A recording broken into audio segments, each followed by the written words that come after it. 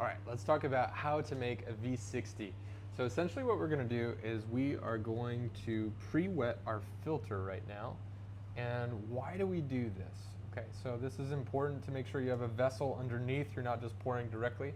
But the reason we do this is it takes out some of the papery or even the musty kind of flavors from the filter, and it will then make sure that we're not tasting the filter, but we want to taste the coffee. This is very specialty coffee, and so essentially what I do is I just put this into here to warm our cup, and then I like to just warm up our cup as well. And the reason for that is because it just creates, this is pretentious, but it creates more of a harmonious kind of a harmony in the cup so that we're not going from super hot to really cold or vice versa, okay? So we have our empty vessel. We are tared at 0. Want to make sure we have 20 grams, great. We have 20 grams of coffee, we'll tare it again. Okay, and now we have our water temperature at about 96. There's debate that Gabrielle will say 93 is better. I like a little hotter, that's fine. But what we're gonna do is we're gonna make sure that we have a nice even bed here. So I just like to shake it a little bit, and then we will start our timer. And what I'm gonna do is what we're calling the bloom. And here, the most important thing is to just go over all the grounds of the coffee. We're gonna pour till about 60 grams, okay? And what's going on at this point in the stage is of making a V60 is all of these bubbles that you see coming up. This is carbon dioxide. And when we roast coffee, we actually put carbon dioxide into the beans. And what we're trying to do now is to extract that. And so we're going to let this bloom, is the word for that, for about 30 to 45 seconds, depending on the roast date. Now, this coffee was roasted about 2 weeks, 4 weeks ago, somewhere in that territory, and so we're gonna let it go for about 45 seconds. We're gonna have our second pour. What we're gonna do now is we're gonna pour in these mini concentric circles. And we just wanna get that nice, all those nice bubbles out. We're gonna pour to 120, okay? And so what you can see is it's the same color on the top. That's the goal. We don't want it to be too many kinds of dark spots or anything like that.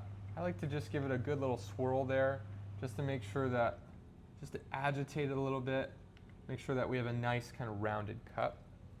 Okay, we're gonna let it kind of sink down a little bit, and we're gonna pour to 300 grams in total. Now what you wanna be sure to do is not to let this go too far. So right when you see it like this, I want to pour again. We don't want to let these beans oxygenate too much. Okay, doing some math, we're going to go up to 180 grams on this pour. Okay, and again, we're just doing these nice little circles inside.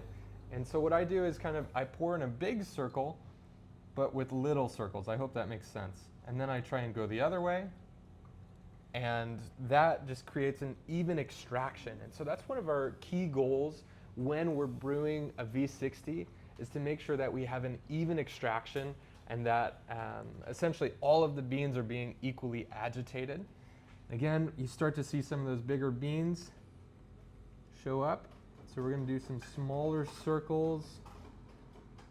This time, pour to 240, okay?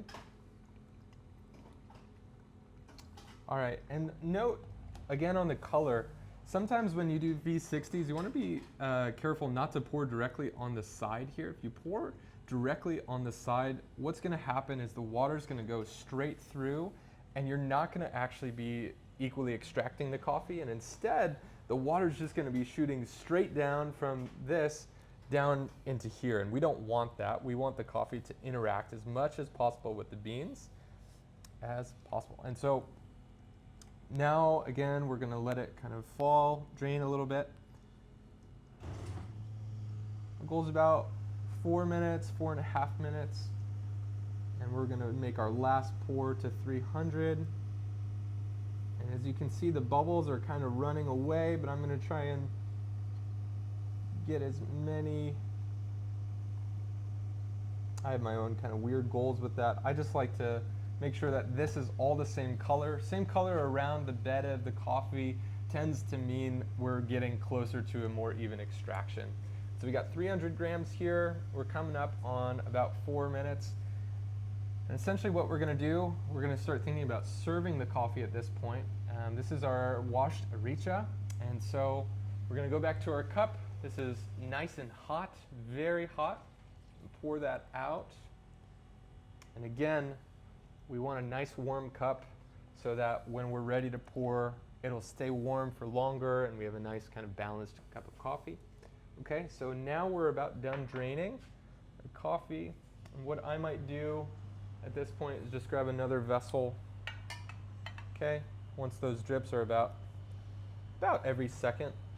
Now this is important. You want to give this a good stir. Okay, because what's going to happen is the density of the coffee is going to change here. And the more dense coffee is going to go to the bottom. And so when we stir, we agitate. We'll serve it just like this. And we'll call out their name. And we have a beautiful V60.